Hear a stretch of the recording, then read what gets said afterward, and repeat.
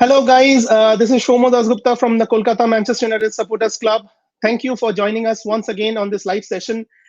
Today, we have somebody who's a very special part of the class of '92, the famous class of '92 that we have already that we always know of, and somebody who has been highly regarded not by his fellow players, but also by Sir Alex Ferguson, the gaffer himself. While an injury robbed him of what could have been an outstanding career, he never let go of his love for United or for the game. So, ladies and gentlemen, let's welcome Ben Thornley among us. Hello, Ben. How are you doing? I'm all right. How are you? We are doing good, Ben. Thank you for that. So, Ben, welcome to Kolkata Manchester United Supporters Club. We have been working for last 9 years, and we have been official for the last 6 years now. And so, before we start, we just want to ask you a very simple question, Ben. How are you doing? How are you dealing with the COVID situation of late? Well, obviously things are a lot easier now.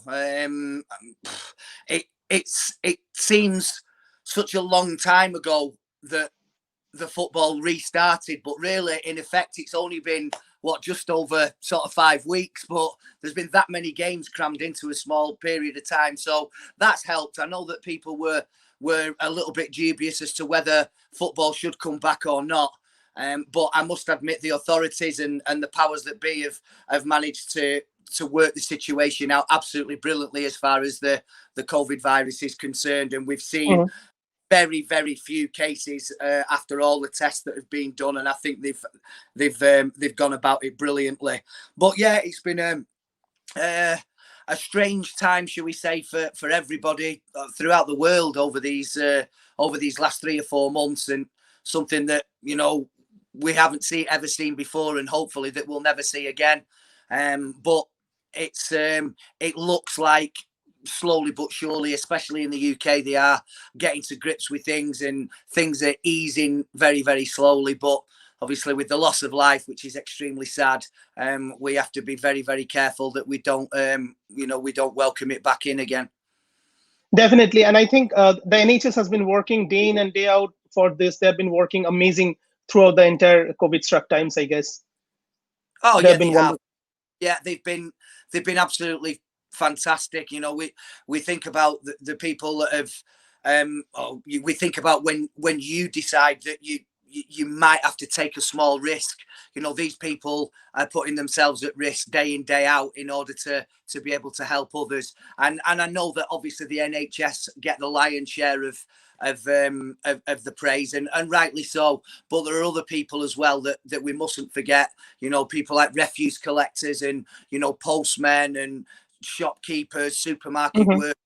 There are still plenty of people in other sectors that have helped to try and keep this company going, and have also put themselves in danger from time to time. But to everybody who's managed to do that, then I take my hat off to them. Wonderful. Thank you, Ben, for that lovely answer. So, Ben, we would like to start, and we would like to talk about the past, and we would like get few stories about you, about the club. And then first, I would like to put it out there. We know that you came up from the Manchester City youth system. So my question would be like, how did the Man United opportunity come to you? How did that happen? Well, as you say, I was over at the academy of Manchester City, just training once a week in an evening, and at the time I was playing for Salford Boys, who Ryan Giggs also played for, a year older than me, and our home pitch was just down the road from the Cliff training ground. So very often we used to get scouts from Manchester United walking down on a Saturday morning to have a look at not just Salford Boys, but whoever Salford Boys were playing, because for that sort of an age group, it was a very, very good standard. And at the time, just about the right age for scouts of different football clubs to be looking forward to signing these players on a YTS when they left school.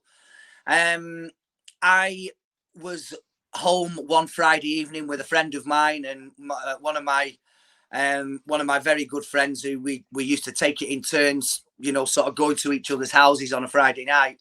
and it was my turn to go to his, and my dad said, listen, you can't go tonight.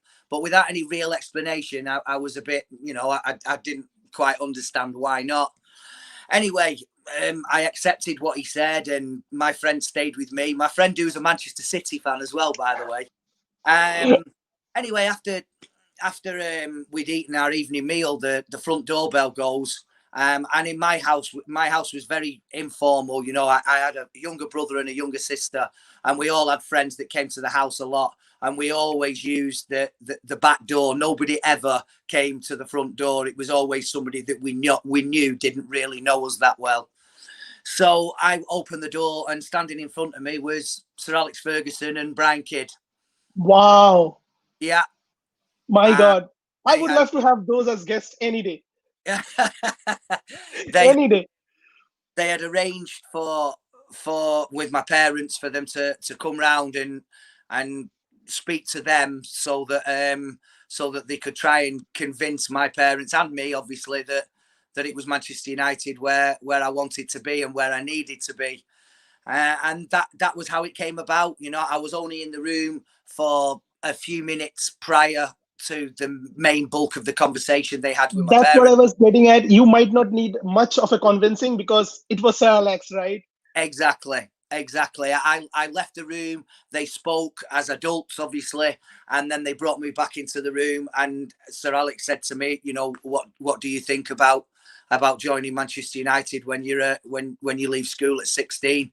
And I said, absolutely. I didn't sign any schoolboy forms at the time because I just thought that if they still want me when I'm 16, then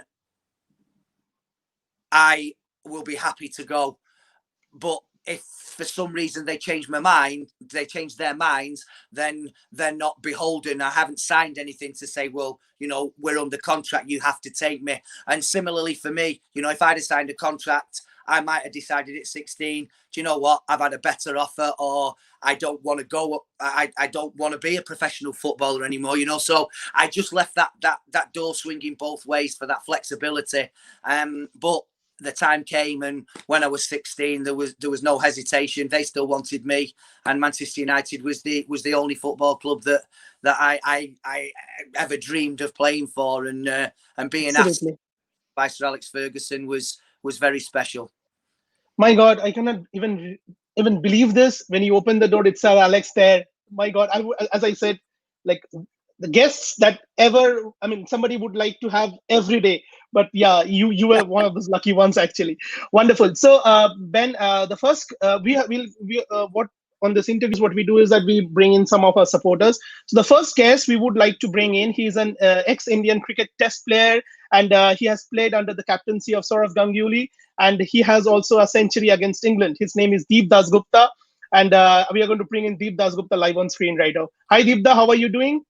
I'm very good. How are you, Ben? A pleasure. Likewise, Deep. How are you?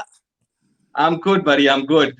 You spoke about Sir Alex, and listen, I'm very passionate about coaching. I've read his autobiography, Managing My Life, then the latest one, Leading. You're someone who spent a lot of time with him, both on and off the field, has worked closely with him.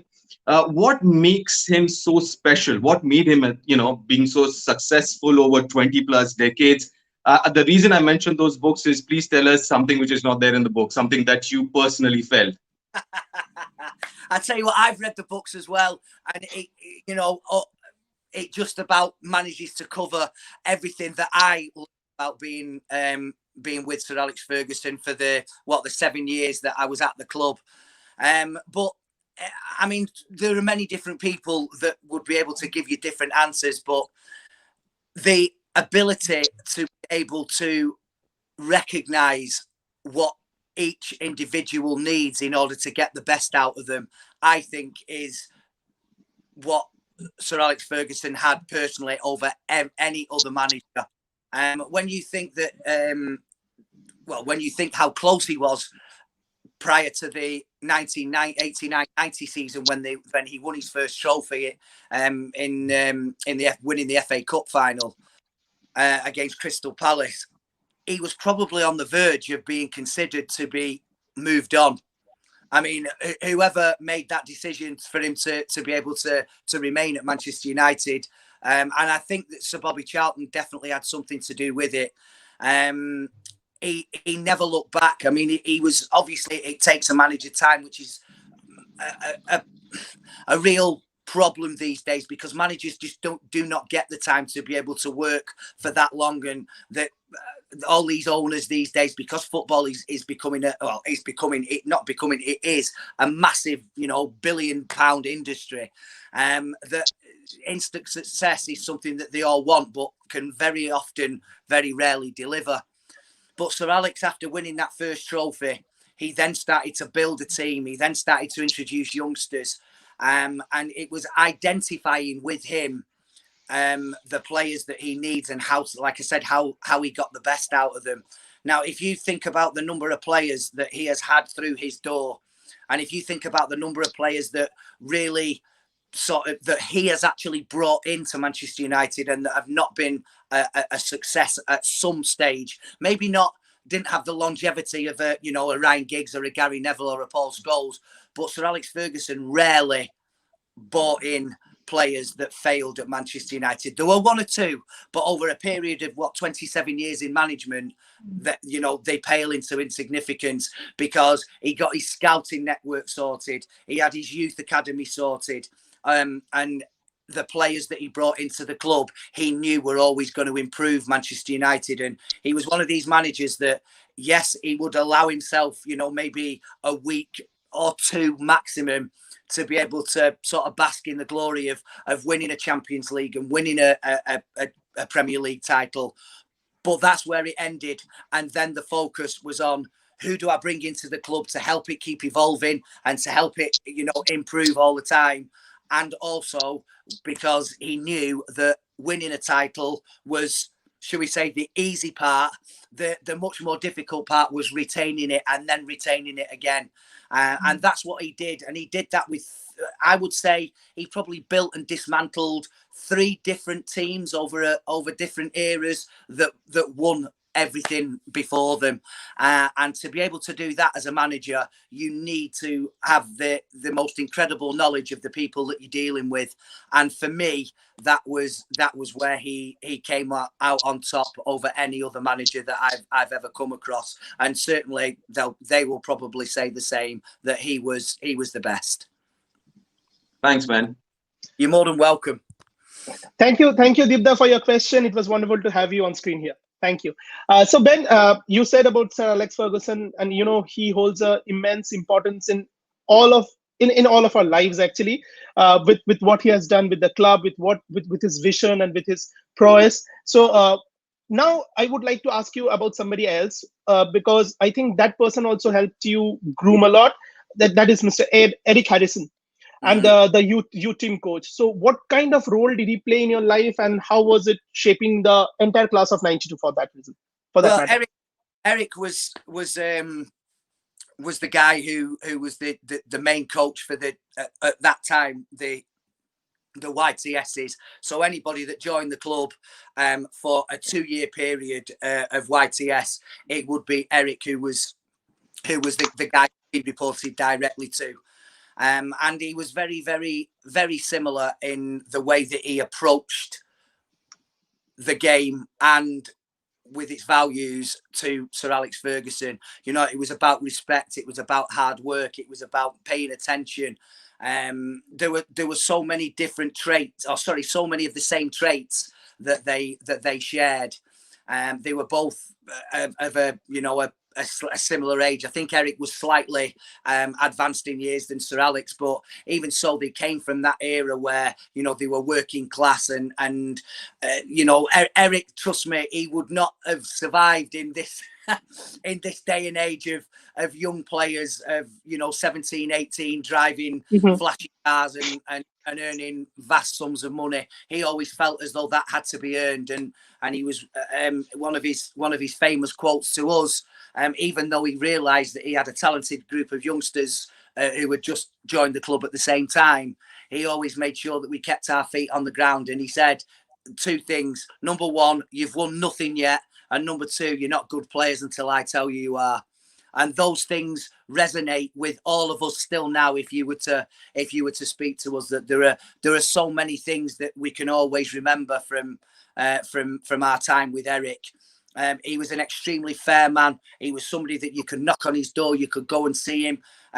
When things weren't going well, he was brilliant to have around you. Listen, he was tough, and he made sure that that we had, you know, some of the things that we had to do were quite character building. You know, we had to clean boots, we had to go in and brush the stands, we had to go out and clean the managers' cars and stuff like that. But everything that we did was geared towards, you know, getting us ready for everyday life and for becoming men. And Eric, as well as being a wonderful coach and somebody that we weren't a hell of a lot from, he's also somebody that we're all very, very sad that he's no longer with us, and what he did for us gave us the grounding to become the footballers and the people that we are today. Actually, the people, like that's what you said, like not only footballers but great, good, amazing people. I think we just lost him a bit.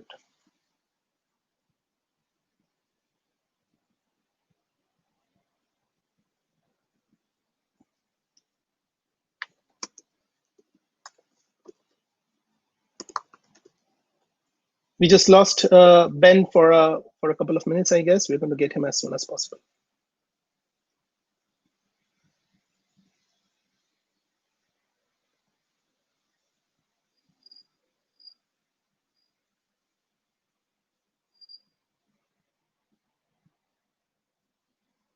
I'm so sorry. I don't know what I did there. No problem, Ben.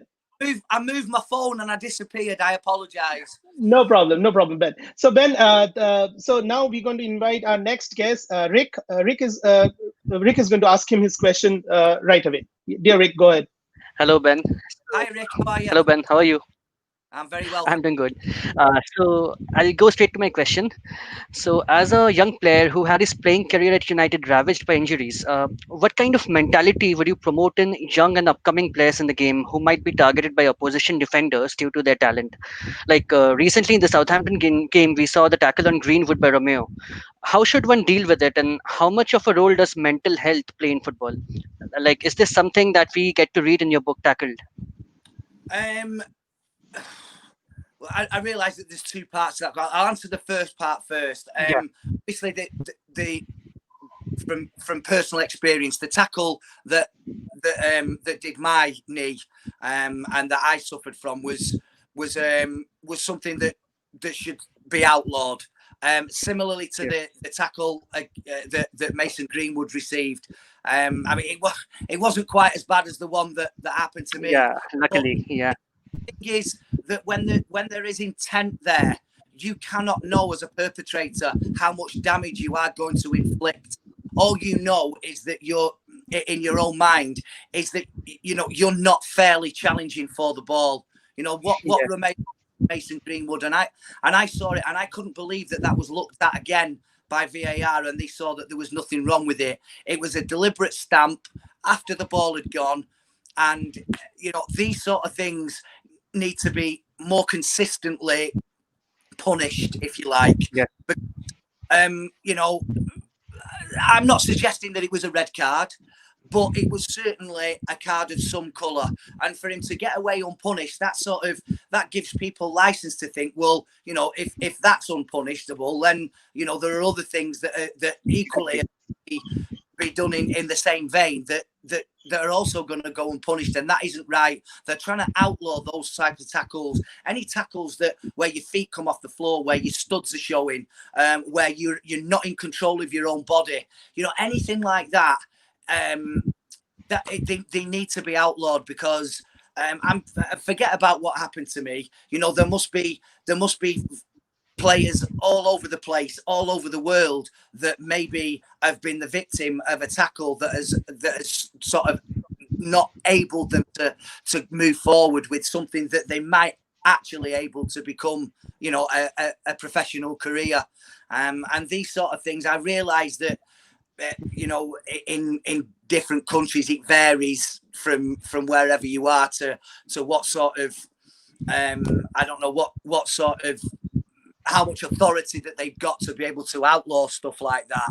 But certainly in the UK, there's no way that anybody should be getting away with it. That mainly looks like a target to disable somebody, and that I don't mean putting them in a wheelchair or anything like that, but I do mean to to hurt them and to maim them and stop them from being what they want to be, and that is a professional footballer. That's what happened to me, and I would hate to see anybody. And by the way, if a Manchester United player did it to somebody else, I would say exactly the same thing. The game needs to competitively, but it also needs to be played fairly and in the right spirit. And putting in late tackles or cowardly tackles, as I call them, there's no room for it in the game. And yes, the mental health issue. I wish that perhaps when I was recovering from my injury, there might have been more scope for me to be able to call on somebody of that ilk who had that sort of qualification. The psychological aspect of coming back from a career-threatening injury is just as daunting as the physical, I can assure you. It takes a long time for you to come together with an opponent and think in your mind, am I going to get hurt again? And you need help to be able to overcome that.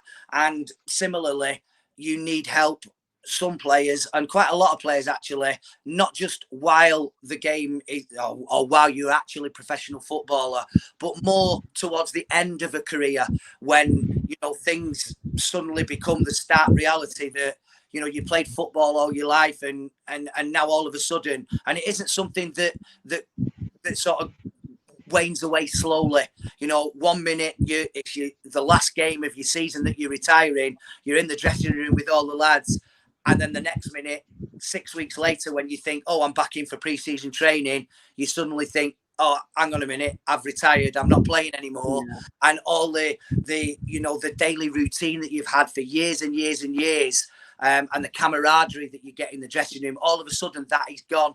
And as much as people will say, well, they've earned millions, and it doesn't matter how much money you may have earned out of the game. The fact of the matter is how mentally prepared you are to go out into the outside world once your chosen career in professional football had come to an end. And I think that's another way that football is really beginning to come to the fore and introduce how important mental health and the issues can be addressed with professional people. Thank you so much for the answer, Ben. You're welcome. Thank you, Rick. Thank you, Rick, for your question. For everybody right now who are watching it live, we would like to see the book on the screen because we are planning to. Yeah, this is the book that's by Ben, and we would provide the link. I think it's on Amazon, Ben, and we are going to provide the link to everybody who wants to buy it on the chat of our description. Yeah. Yes. So yeah, please. I think so. I mean, it's been out quite a while now, so I've absolutely no idea. But I know that you can get it on Amazon, and my publishers will only be too happy anyway, so it's fine. We just checked; it's on Amazon. Actually, we did check. Yeah. Yes. So Ben, thank you for your answer. Ben, now we are going to invite our next guest, Rohit. Rohit would like to have you to ask you a question. Hi, Rohit. If you could ask your question to Ben, please.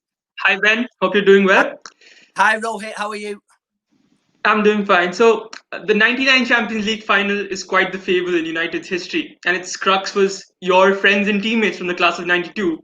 And you've always been a United fan, and I've heard even you went to the Camp Nou game that UCL final night. So, we'd love to hear any stories or anecdotes that you could share with us that you had with your former teammates or that day at the Nou Camp. To be honest, I wasn't actually there for that long. I was on holiday in Malta at the time, and as you're probably aware, Malta have the oldest Manchester United supporters club in the world, yeah. And absolutely for 60 years. Yeah, 60 years. I was there for the dinner last year. After the first Premier League title win, and after we won the FA Youth Cup in the early 90s, in 92 and 93, myself, Gary Neville, David Beckham and Chris Casper, we all went to Malta for the first time, and they've become sort of huge friends of ours, right the way up until the present day. And I was on holiday with a girlfriend of mine at the time, and they said, we're chartering a plane to Barcelona for the final. Do you want to come? And I'd left the club. I left the club the preceding season. But the chance to go to a Champions League final, the chance to see, some of the guys that I'd grown up with and was still friends with playing in such a fabulous arena on such a great occasion was too good to turn down. So I jumped on the plane. The stewardesses on the plane just gave up because the Maltese, who were crazy Man United supporters, they were up and down the plane. They had big sombrero hats on. I don't think anybody put a seatbelt on for for two flights. It was crazy. Got into the stadium, obviously, absolutely brilliant atmosphere. One of the most incredible ends to a game that you're ever going to wish to see. I mean, I know Manchester United always under Sir Alex Ferguson had a habit of keeping going and scoring goals in the last minute. But when you do it in a Champions League final and everybody's on edge in a final that, let's have it right, they perhaps didn't actually deserve to win on the balance of play. But that was what I was saying about Sir Alex Ferguson to a question that you asked earlier. In that he knew his players inside out, and he knew that they wouldn't let him down. And at the final hurdle, when he really needed him to, they got over it. And I went to the hotel in the evening, but our flight, unfortunately, was like we had to fly back out to Malta at 6:30 in the morning. And I don't think with the time difference and with however long it took them to get from the stadium back to the hotel, I don't actually think the party got started till about 2:30, 3 o'clock. And I wanted to make sure that I didn't miss the plane, to be perfectly honest with you. But I did get a chance to see, especially the lads that I grew up with, and to offer my huge congratulations. And, it made me feel very, very proud that I was able to say that these lads that I'd grown up with and had spent such a great time with at Manchester United, I'd gone on to do massive things, which they were always going to do, despite what happened to me. They were always going to be fabulous players, and so they proved it on a memorable night in Barcelona. But as far as stories are concerned, Rohit, I'm sorry I wasn't actually there long enough to be able to produce some, but I'm sure if I had been, I would have had plenty. Yeah, I'm stunned how Rohit brings up such stories. Where do you read, Rohit, such stories? Because I never knew that you sneaked into the Champions League ticket. I mean, in the arena for the finals. It must be amazing for you. Yeah, so I've been hearing a few of Ben's podcasts here and there, and this was something I just couldn't refuse to let Ben answer this, and I'm hoping, like he went with the Maltese Supporters Club, one day it'll be the Kolkata United Supporters Club that he'll be going to another UCL final with. Very soon, maybe. I would accept your invitation, no problem. Definitely. Absolutely. Thank you, Rohit, for your question. Ben, so now we would like to shift from the past to a bit of the present. So I just want to ask you, how did this MUTV? Because we have been listening to your podcasts on Manchester United, the official website, as well as on MUTV. So I just wanted to know, how did this thing happen to you? I mean, how did you connect with Manchester United's podcast team, and how did this opportunity come to you? Now you're an MUTV commentator as well. Well, when I left the club, I think it was probably about 5 or 6 years before they contacted me again, and they knew that I was always interested in the media side and the punditry side of football. So very often, maybe once a month, I'm probably going back now to, I don't know, maybe 2008, 2009, something like that. That's all. I probably did about a game a month for MUTV on the radio broadcast. And then when it was a good few years later, I think it was I'll tell you when it was. It was the night that Nani got sent off in the Champions League against Real Madrid in Sir Alex Ferguson's. Still angry of that. I know. I'm sure a lot of people are. But yeah, on the build up to that week, I had a phone call from Manchester United themselves to say, would I be interested in going back and doing hospitality inside the stadium? So, going to exec boxes and walk round tables in big rooms for sort of 500 people. Not just by myself, obviously. I'm joining a class of people that you'll know, people like Norman Whiteside, Alex Stepney, Lee Martin, Russell Beardsmore. Oh, there's a big group of us that do it, and I jumped at the chance. And I think what happened is with me being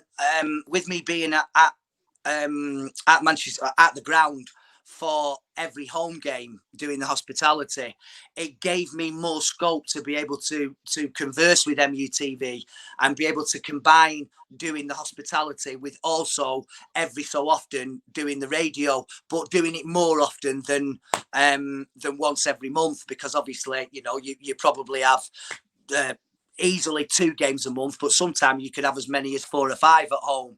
So that's how that came about. And then all of a sudden, there was opportunities for me to do other shows for MUTV. There was opportunity for me from time to time to actually go and do the first team. And then it was last season when they let me do all the away fixtures.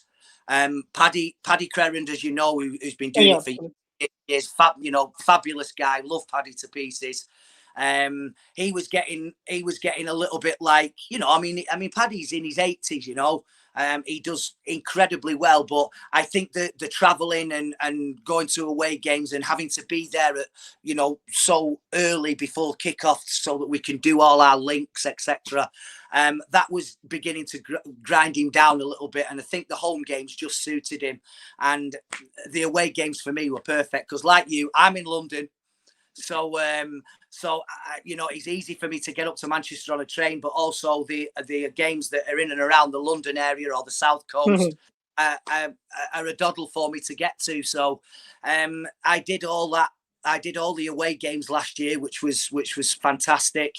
And obviously, I'm about to do my last one tomorrow. Before the the new Premier League season starts on the 12th of September, and that's just how it sort of built up from doing it sporadically, like once a month, just coming back and doing the radio, to actually being a really sort of I'm not saying a big part, but playing my part for MUTV, and I absolutely love it. I love the people that I work with, people like Wes Brown, David May, Danny Webber. Obviously, there are other people that come into the club as well. Dennis Irwin's always knocking about, Quinton Fortune, who's now got the role. So that there are so many ex-players there, and also the backroom staff. We all get on really well. There's different producers for different shows, and last November for the game in Kazakhstan, I can't even remember remember what it's called. I just forgot the name of the team. Sorry for that. Yeah, but I get it. So, I've forgotten, but we did that. It's Astana. It's FC Astana, I guess. Astana, yeah. Going through Russia, going to Moscow, and then through Russia on a communist train. To Kazakhstan, which was just surreal, but it was a fabulous experience. Myself and David May, Sam Homewood, another one of the presenters, and Jamie Shepherd, the producer, 4 of us in a very, very tight cabin. These are the things that being with MUTV they throw about. And while I was there, I did my first ever bungee jump. Oh wow! Yeah, I mean, you had to go to Kazakhstan for that. That's did that in Russia, not in Kazakhstan. That was just outside of Moscow. So yeah, okay. It's opened, quite a few doors, because I do, various different bits for the BBC, Talk Sport 2. So I love doing what I do, and I hope that when people do listen to me, then they know how much I enjoy it, and that I'm worth listening to. Absolutely, you are. Absolutely. So is it how would you term this? Like, is it very different from all other matches that you right now you have to do your commentary without the 75k fans at Old Trafford. So how's the feeling? No, we actually do go to the stadiums. Sorry? We do go to the stadiums. We're not doing No. it. Oh, you mean, sorry. Yes, for the COVID situation, yeah. It doesn't matter where you are. It is just very strange. I mean, obviously, the bigger the stadium, the stranger it is that there's no noise coming from it. And obviously, we do Old Trafford, but we started at the new Spurs stadium as well, which I've never been to before. And it's not actually too far away from my house, and I was really looking forward to it. And of course, that was the last game. Well, that was the game before the lockdown happened that was supposed to take. Seeing that without fans, because it is a spectacular stadium. That's what I've heard. It's one of the best stadiums in Europe, in at least in the UK right now. Yeah. Really, really nice. Yeah, really nice. And it is a shame that we couldn't get 62,000 fans in there, which I think is about what it. But Old Trafford, similarly, I mean, you're just not used to seeing it. It's almost like I can remember practice matches when you were used to do them on Old Trafford. But the difference being is that the game that's going on in front of you, it means a hell of a lot. And what we've done from starting the restart on the 19th of June, we've actually geared ourselves up to this point now, whereby what we do tomorrow is really gonna define what we do in the Europa League and what we do especially next season, i.e. we need to be in the Champions League. Absolutely, we need to be there. So the next question, I guess it's from our fourth guest. It's Shomo Brotodotto. We get Shomo Broto on screen. Yeah, hi Shomo Broto. I hope you're doing well. You can ask your question to Ben right now. I'm doing well. Just a little anxious about tomorrow though. Hey Ben, how are you doing? How are you? You okay? Yeah, I'm doing good. So my question is a little bit towards the academy side of the club. So over the last few years, we have obviously seen Greenwood or Williams coming into the regular team, but we haven't seen as many players that normally comes in. So how do you recognize the prospect of Ethan Laird, James Garner, and Tahin Chong coming into the regular team within 1 or 2 years? And also, I think this is a question that everyone would like to know, that what is the role of academy in the first team? Because academy and academy graduates have always been a part of the first team and have obviously influenced the game. I, as well as doing quite a lot of commentary for the first team, I never veer away from taking my eye off the under-23s. I do the commentary for the under-23s as well.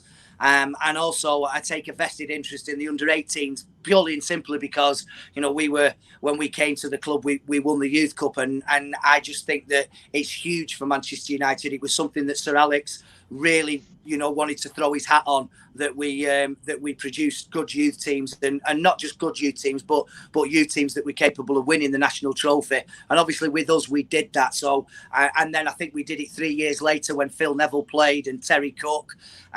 We did it with Paul Pogba and Jesse Lingard as well. So, we have had FA Youth Cup winning sides since the class of 92.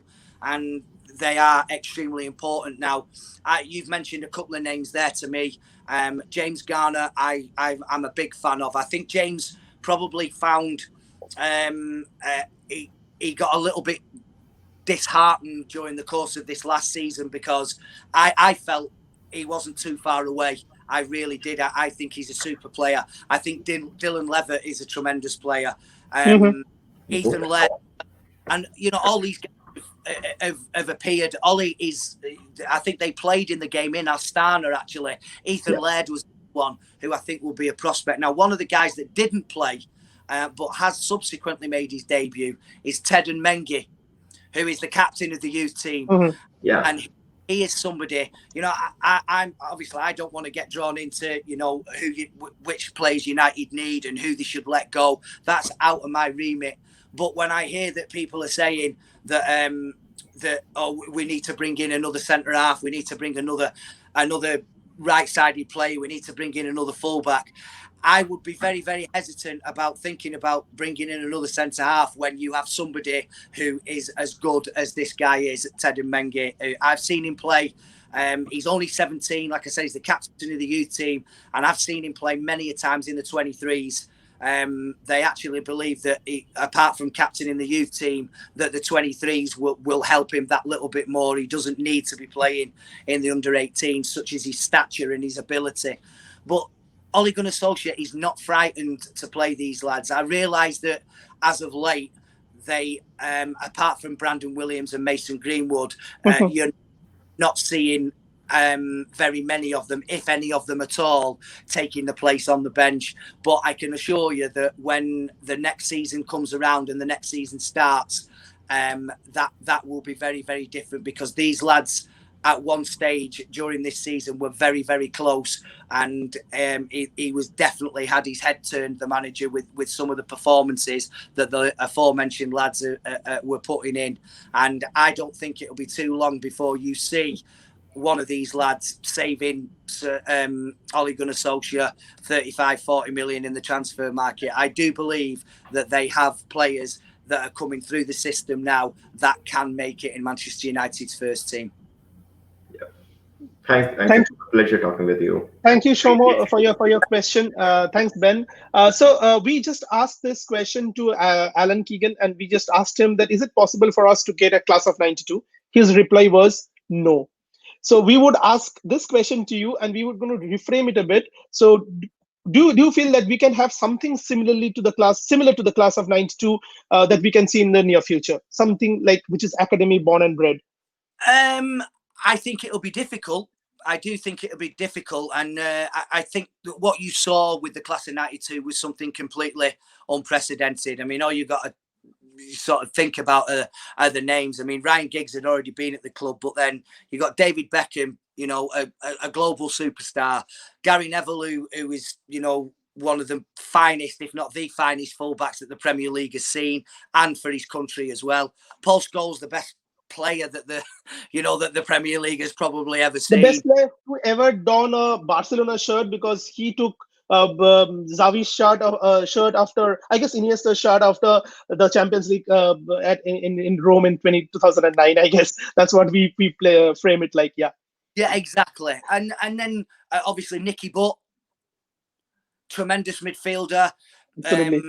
Keith Gillespie, who played for 80 odd times for Northern Ireland and played in the Premier League with Newcastle, with Blackburn, with Leicester, with Sheffield United. Robbie Savage, who did the same when he left.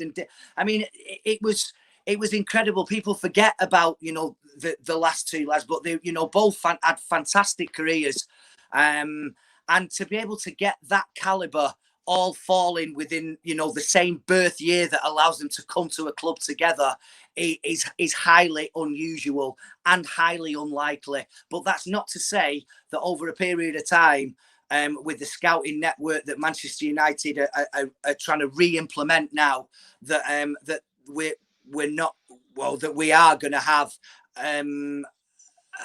something similar. I wouldn't say that it'd be exactly the same, but it'd be something similar. And certainly at the moment, there are 3 or 4 of those lads that I do feel, with the correct coaching, and what better place to be at than Manchester United, I've got a real chance of being able to do what both Brandon Williams and Mason Greenwood season.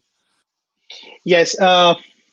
Absolutely, that's how it's going to be, and we hope we are going to get more Manchester born and bred players in the squad, like Brandon Williams and Greenwood. Yeah, so we're going to invite our next guest, Bhaivav. Bhaivav wants to ask you a question. Hi, Bhaivav. Go ahead, please. Hi, Ben. How are you? Hi, Bhaivav. Fine, thank you. Yeah, so it's amazing to have you here with us. So my question for you is, the league is ending tomorrow, right? With a game against Leicester. So how positive do you see this unbeaten run in the Premier League, of course, considering the fact that we have drawn the 2 most important games against Southampton and West Ham in the recent times, when the other top 4 rivals, the top 4 contenders, have dropped points? Yeah, let me tell you something, Bhaivav. This unbeaten run will absolutely count for nothing if it means that we don't end up in the Champions League tomorrow. That's not to say that I'm taking anything away from what the lads have managed to achieve since, you know, way before the lockdown, going on a you know, all right, okay, we lost to Chelsea, I realise that, but when you think before that, I think it was 18, maybe 19 games. It is from where we were when we played Burnley in January, I think it was, or maybe the beginning of Feb, I can't remember. You'll remember anyway, it was a dreadful game with Burnley. Yeah, it was great. And at that point, we were 14 points behind Leicester. And I don't think... Yeah, exactly, before the lockdown. Any of the top pundits gave United a prayer at that stage of being able to qualify for the Champions League. They didn't rule us out of the Europa, but the Champions League, I don't think that they thought that we had it in us. And then we had the introduction of Bruno Fernandes. We know that the COVID situation... for 99% has been absolutely terrible, and you know, we wish that it had never been here. But the one plus for Manchester United was that on the restart we had Paul Pogba fit and we had Marcus Rashford fit. And that obviously is like having two new signings and having them back in the squad. And okay, you can argue that we haven't yet seen the Marcus hit the form that he was in before his injury. But other players have stepped up to the plate, and that's what's you know, what being in a team is all about. That whenever you have somebody in the team that isn't quite, it's not quite happening for them, then you have others that are there to, you know, to sort of step up to the plate. And I think that's what Manchester United have done, and I think that's what Ole Gunnar Solskjaer has done. He's brought in players that have gelled straight away. Bruno has had the biggest impact. Yeah, he's amazing. Since Eric Cantona. That's how much I think. I mean, when you think of the brilliant players, you think of what Cristiano Ronaldo has gone on to achieve at Real Madrid and at Juventus. But it even took him maybe a season to settle in, and because he was a raw talent and to actually learn the ways of the Premier League. Bruno has just come in and he has just galvanised everybody and given everybody that lift and that belief that Manchester United deserve to be in the Champions League. Now, I'm not suggesting for 1 second that the team that Manchester United have got at the moment and the squad that they've got is capable of winning the Premier League and of winning the Champions League. But what we are seeing is a gradual return of some exciting football to watch, of different people in the team that are capable of scoring, you know, 15 and 20 plus goals a season. And if you've got three players like that, and let's have it right, Mason Greenwood could still do it. You never know, he could still get into, but what he's done anyway is incredible. Both Anthony Martial and Marcus Rashford had scored more than 20. And when you've got different people weighing in with goals and your front three or your front two or three are scoring 55, 60 goals between them, then you've got a massive chance of winning something. And it would be just so deflating if we don't manage to qualify tomorrow. I actually believe that if we do finish tomorrow in either third or fourth spot, it doesn't matter to me which one. Obviously, you'd want third, but if fourth means it's still a Champions League spot, then so be it. I actually believe that we will go on and win the Europa League because the pressure will be off. The lads can go out and play with freedom, and they know that if for whatever reason they don't win it, it's not the end of the world. So there's not even any point in worrying about it. And I actually think that will play to our advantage. And not only will they have qualified tomorrow, but they'll go and win the Europa League as well. And that for me would be an incredibly successful season. But it won't be easy. It really won't be easy. And Manchester United, for the first time in a while, have taken a little bit of a dip in form. The intensity of the play has actually dropped since that Southampton game. They've only beaten Crystal Palace. They've only won 1 in 4. And the way that Manchester United are playing, you just wouldn't associate them in, you know, with doing that. So let's hope that they'll be able to get back to winning ways tomorrow. And then if they win the game, they've got nothing to worry about. Yep. Thank you, Ben. Thank you. You're welcome. Pleasure. Okay, so now we are going to go to our last guest for the evening, Shombuddo Hajra Chaudhary. I think he's going to he has a question for you, and he's going to ask you right away. Hi Ben. Good evening. Yeah, hello from me and my United fan daughter. Uh, so you have partly touched upon the question that I have, but still I would go along with the question. The question is that since the gaffer has left, we have not been a very serious contender except for a very distant second finish during Mourinho's reign. You said that we are still not in a position, but I would like to know, how far exactly are we from being serious title contenders, and what will it take to get there to the levels of say other teams that are there. I I actually think that we've proved with some of the performances that we've put in as of late that the team that was Wan-Bissaka, Maguire, Lindelof, Shaw, Matic, Pogba, Fernandes, Greenwood, Martial, Rashford. That team, the way that I saw some of the football that they played, would have given anybody in Europe a game and probably won. Some of the football that they played from end to end, some of the goals that they scored, absolutely fantastic. My worry is that underneath that first 11, and by the way, this is a problem that I think Liverpool are going to have as well.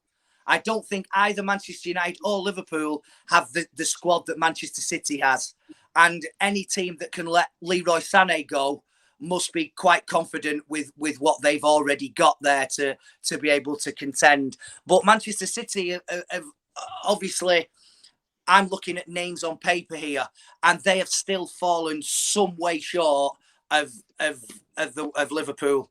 And Manchester United need to get to a stage whereby when one of those players that I've just quoted to you gets injured or is suspended or he wants to have a rest, that we have players of equal caliber to be able to come in and perform the same as we've seen that Manchester United team before. Now, I know that can't possibly happen in every single position, but the unlikelihood or the likelihood of a manager needing to change 10 positions after one game is just not going to happen. But I would suspect that he's probably looking at maybe 3 to 4 players. I do feel as though there are players that need to move on from Manchester United that are perhaps are not going to get games, or they feel as though they will benefit from moving elsewhere. But I think that Ole Gunnar Solskjaer will probably be doing his utmost to try and bring in. I would say between 3 and 4 players. I might be completely wrong, and he might have different ideas to me of where we do need to strengthen. But 3 to 4 players with the squad that we have already got, and with the players that are likely to move on during the close season, no matter how small it may be this time around, I don't think we'll be far away. I honestly don't think we'll be far away. I think we've seen a massive gap closure now from the Manchester United team that started with Ole to where it's going to finish with Ole. And I think that with the addition of 3 or 4 more players, that gap will close further. I'm adamant.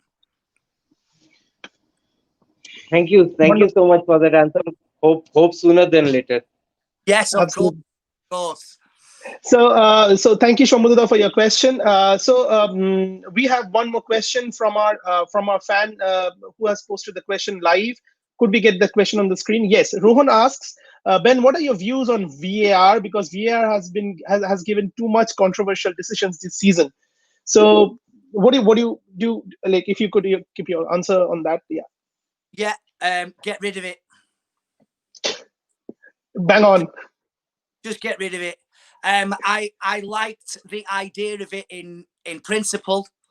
And in theory, but actually putting it into practice, it is taking the game to a level where I actually feel as though they're looking for instances where goals are to be ruled out, and you don't know whether to celebrate. There are too many inconsistencies. I mean, Crystal Palace, when we played them the other day, they had a goal ruled out for offside, and under normal circumstances, that goal would have been allowed.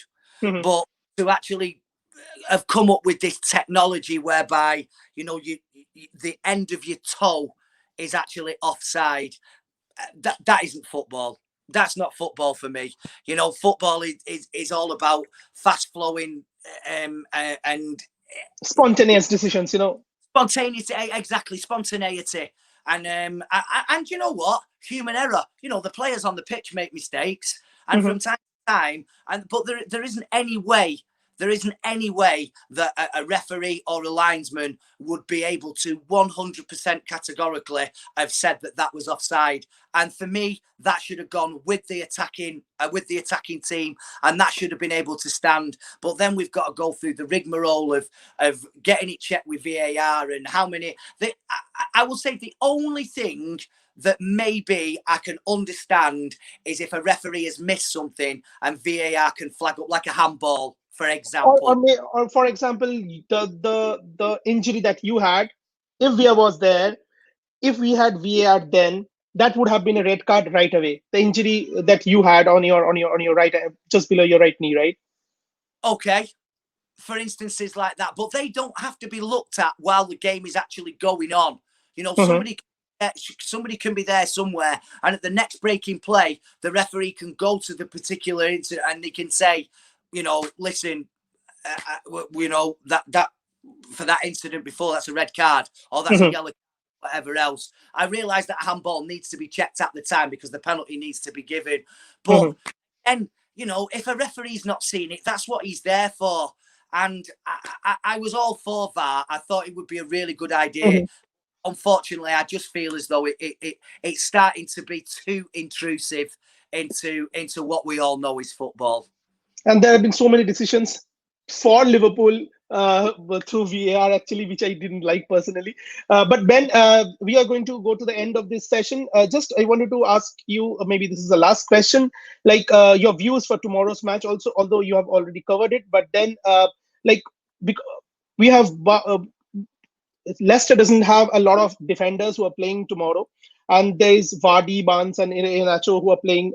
So, what are your views? What do you think would be the top target for Man United to stop them, and then for Man United to score? Like, how do you think that's going to manage up for tomorrow? Well, first and foremost, I think that Manchester United would be naive to play out from the back when you have somebody like Jamie Vardy there, who's very, very quick at closing people down, who pounces on mistakes, and you only need to give somebody like him one chance, and it's a goal. And what United can't afford to do is play with fire in their own box. It's great to be able to play out, but I just feel as though at this moment in time now, with everything that's at stake tomorrow, United need to eradicate any form of putting themselves in any sort of danger. And It's an all-out game tomorrow. pardon? It's an all-out football. You want it is, but similarly, Leicester will know that if they don't beat us, they can't rely on what's happening, you know, down the M1 in London with Chelsea. You the know, Chelsea match? Yeah. yeah, they need to make sure that they have the mindset where they're coming to beat Manchester United. Now, from what I've seen and what I've just spoken about, if we can get back to some of the football that we were playing before Southampton with the counter-attacks and the moving the ball, that will play right into Manchester United's hands, and especially if they are without, you know, key players. I know Chilwell's not ready. I think Soyuncu, is he still suspended as well? So they'll have Johnny Evans with Wes Morgan back there. You know, Mhm. these are players that would definitely have been in Leicester's team. You know, first choice left back, first choice centre half, who's come in and done really well for them. And these are the types of players that whoever they bring in, Wes Morgan, who's obviously not very mobile, despite, you know, not too long ago winning a Premier League title, but he's not very mobile and he wants Mhm. everything of him. He doesn't want anything in behind him. But similarly, we don't want to leave gaps in behind us because Jamie Vardy is exceptionally quick, Mhm. and they will have to marshal him really, really well, because he loves to play on the shoulder. He loves to pull into that sort of left channel, and he is a really, really terrific player who will punish you if he's given half the chance. There are so many permutations, but I do think that Leicester having to go for the win, and if United have got their mindset right and they're really on it, it will play right into United's hands to be able to counter-attack. And the first goal will be crucial, because there will be nerves out there. They will be very nervous. I'm sure both teams will. But it's who settles the quicker, and you know, what's the best thing for you to be able to settle yourselves down with a goal. Yes, definitely. And I think that this is one of the most crucial matches of the season. It's no less important than maybe a Champions League final or an Europa League final, I would say. And tomorrow and that too, what we have to do is that we have to work hard, and we have to win the match and get on the Europa League, on the Champions League. And we definitely want to get through the Champions League by winning the Europa League as well. That's what you said. So anyway, Ben, it was a wonderful conversation that we had with that we have with you right now. And then we hope we are going to pull in you for further podcast whenever you're free. I think we are going to most of whatever the comments we have been reading, people have enjoyed it a lot, and we would really love to have you back as soon as possible. No problem at all. Yeah. All right, Ben. Thank you for your time. As we say, namaste from India, and then we would really like to have further chat with you the way we do, because we would really like you to help us with more guests if it's possible. Okay, no problem. Thank you, Ben. It was wonderful. So, guys, it was Ben Thornley. We had a wonderful conversation. I guess you guys have seen it, and yeah, for tomorrow, it's one of the most toughest matches of the season, and we hope you are going to get through, and not only get through the match, but get through the Champions League spot as well. Just to put things out there, we are still on with our charity drive with the Be the Local Rashford, and it is in with the Manchester United Foundation. The links are on our all social media handles on Facebook, Instagram, and as well as on Twitter. And we would like you to donate there, because whatever you donate, it goes to the charity. Thank you for your time. It was wonderful to have everybody of you guys here, and we are going to come back to you very soon. Thank you.